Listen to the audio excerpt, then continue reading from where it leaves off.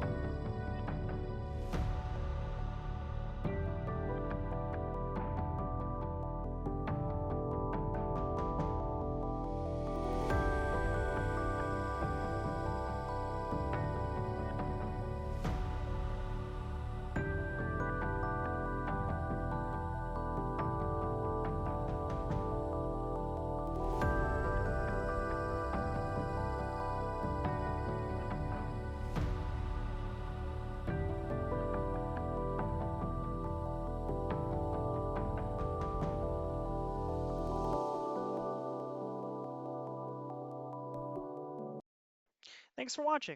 Let me know if you enjoyed, and don't forget to like and subscribe. It really helps, and it's completely free. I really appreciate all your support. If you want to check out other videos just like this one, I do have a wood burning playlist. Also, check out our store at dhits.com. We sell all kinds of merchandise. Use the code CRAFTHITS to get 10% off. The link is in the description below. As always, hope you have a wonderful day.